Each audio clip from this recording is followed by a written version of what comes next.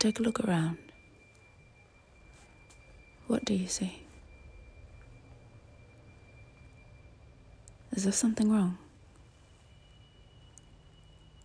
Something odd? You always knew. But you didn't know quite where to look. I'm telling you.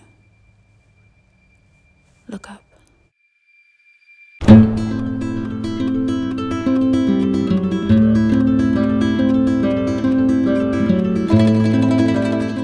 What is being built is the architecture of oppression. I'll tell you what it is. It's slavery. Working for the man every night and day. Don't get no doggone rest. The greatest scheme in all of history, put into play by an absolute mastermind, would be the building of Satan's empire.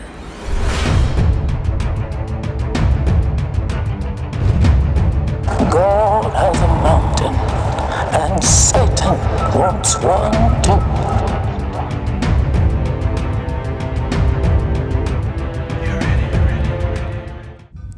Take a look at your dollar bill. Have you ever taken the time to examine the inscriptions, the symbols, the people on your money? If not, you should. And on the back of the dollar bill, there's a seal on this side. It's called the Great Seal of the United States. That's what it's called. It's their seal. Behind the Great Seal of the United States is a pyramid with one eye. Lucifer was seated upon his throne, which is a pyramid, and that pyramid is also his altar. So the pyramid that you see here on a $1 bill is the throne and altar. The throne and altar of Lucifer. If you look, you'll see the pyramid is built except for the top. It's built except for the top. The eye is suspended above the top. It hasn't come down yet. Because they believe until they've finished the Masonic project, which is the what they say on the bottom, Novus Ordo Seclorum, and then Annuetta Chapters, he is pleased with our project. So the entire symbol is saying that Lucifer Is pleased with the progress of mankind, building a new secular order. So just think about that for a minute. Mankind is building the new secular order, or the new world order, okay? So the new world order is an order whereby is a system, is a global system, a global way of living where all of humanity lives free from God and has dismissed everything that has anything to do with God. Out of these troubled times, our fifth objective, a new world order can emerge, a new era, freer from the threat of terror, stronger in the pursuit of justice, and more secure in the quest for peace. We have before us the opportunity to forge for ourselves and for future generations a new world order, a world where the rule of law, not the law of the jungle, governs the conduct of nations. When we are successful, and we will be, we have a real chance at this new world order, an order in which a credible United Nations can use its peacekeeping role to fulfill the promise and vision of the UN's founders. What is at stake is more than one small country.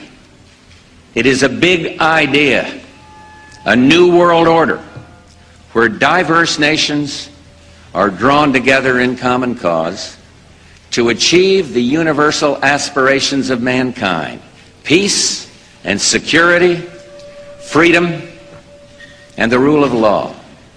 Such is a world worthy of our struggle. Now we can see a new world coming into view, a world in which there is the very real prospect of a new world order. What else does it tell you? The number 13, the most ominous number in Western tradition, is hidden throughout the symbols on the $1 bill. They point out the repetition of the symbolic number 13. There are 13 leaves on the olive branch in the eagle's right claw, 13 arrows in the left claw, 13 5-pointed stars, and when you draw lines between them, you'll draw a 6-pointed star. If the hexagonal star is lifted out and placed over the image of the pyramid, its points indicate specific letters in the Latin inscription surrounding it, which are thought to be an anagram. Inside the American Dictionary is the word anagram, which is the intentional scrambling of the letters of a word to conceal the real word. So if you re-scramble, you get Masons. This is how we know that the Masons originated the drawings for the Great Seal of the United States. The threads, codes, and revelations all appear. There's no denying that the architects of Washington were leading members of the secretive Masonic order. America's capital, laid out in geometric patterns. The pentagram, or blazing star. Its southernmost point is touching the White House. And the most important Masonic symbol, the square and compass, representing God the Creator and the architects of the Temple of Solomon. The compass is lying on its side. The top is marked by the streets surrounding the Capitol building. Its left arm points to the White House, and its right to the Jefferson Memorial. The third striking symbol is the Washington Monument. The Washington Monument is dedicated to George Washington, but is shaped like an Egyptian obelisk, an ancient symbol from Egypt, which connects to the pyramid, and another symbol from ancient Egypt, which we find on the $1 bill. Many of the landmarks, monuments, and memorials are linked really to Masonic symbolism. The Masonic influence in Washington, D.C. is just overwhelming. It's quite obvious that the placement of buildings is done in a very conscious and symbolic manner and represents some sort of message. So what is it, and where does it lead? First, the Masonic compass. This points to the White House. The White House is the base point on the pentagram. But that's not all.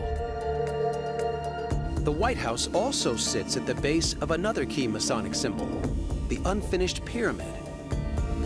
The unfinished pyramid is the symbol depicted on the dollar bill, with the so-called all-seeing eye at the top. Back in D.C., remarkably, the street outline does something similar. Travel directly north from the White House, up the pyramid, to the center of the all-seeing eye, and there can be found a building. It is indeed a temple in the form of an unfinished pyramid. This is the temple of the Supreme Council of the 33rd degree Freemasonry. One of the major traditions of Masonry is the expression, hidden in plain sight. If you really know what to look for in Washington, the Masonic tradition is there to see. From the Washington Monument to the Capitol building to the secret foundation stones of the city itself. Washington, D.C. is said to contain Masonic codes known only to the initiated. What's fascinating there is the information is being conveyed in many ways other than words, other than text, through an array of symbolic illustrations, paintings that had specific meaning. Few other organizations require blindfolded initiations, blood oaths, or codes and symbols for identification.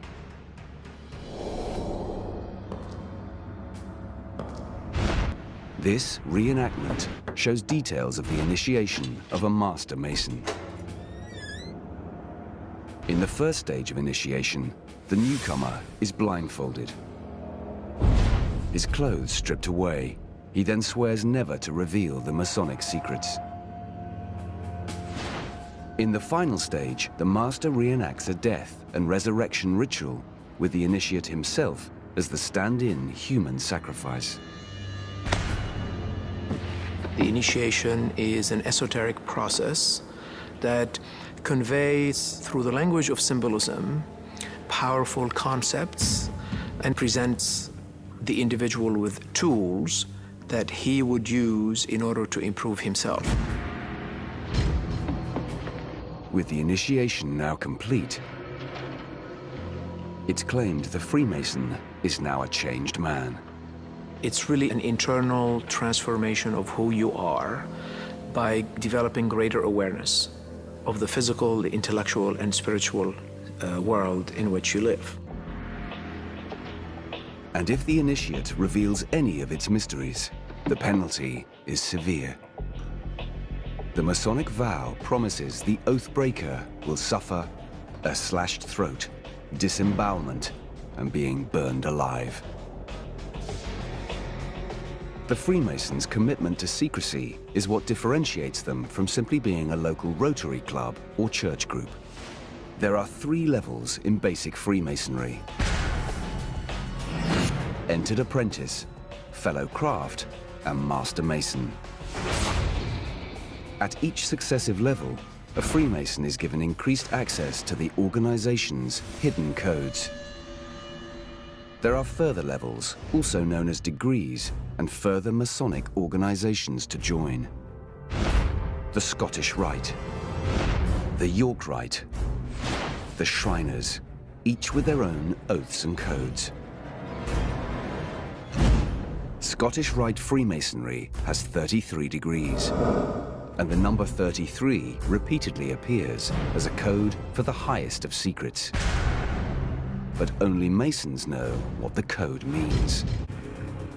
This shroud of secrecy is why some religious organizations accuse Freemasonry of promoting deception, political treason, atheism, even Satanism.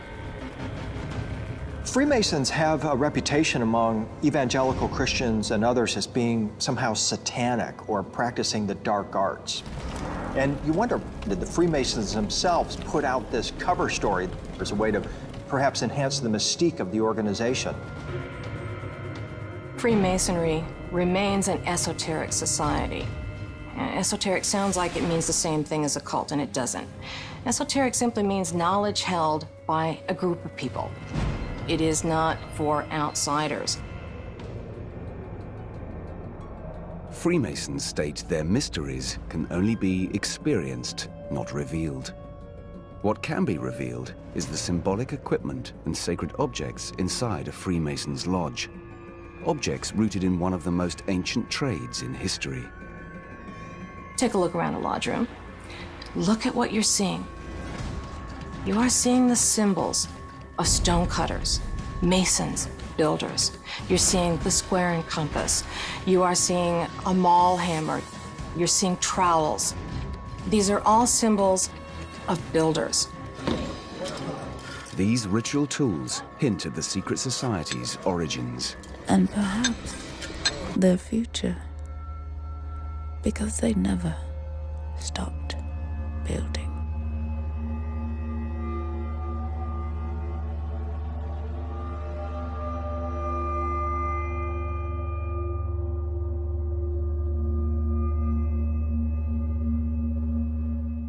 The very nature of the word tells you they are building something. But I'll have you know, you've been building it too. Freemasons laid the cornerstone of America, well, at least some of its most iconic structures. So what is Freemasonry? Simply put, it's the world's oldest and largest fraternity. Its membership a who's who of world history. George Washington, Benjamin Franklin, Winston Churchill, Mozart, Davy Crockett, Franklin Roosevelt, Harry Houdini, Gerald Ford, Henry Ford, John Wayne, even Colonel Sanders. But it's much, much more sinister than some silly little boys' club or celebrity who's who Because these people determine what happens in the world. They influence what you think, how you think, what you believe is true or false, right or wrong. And that is far too much power. And it is not okay. But if you aren't quite convinced yet,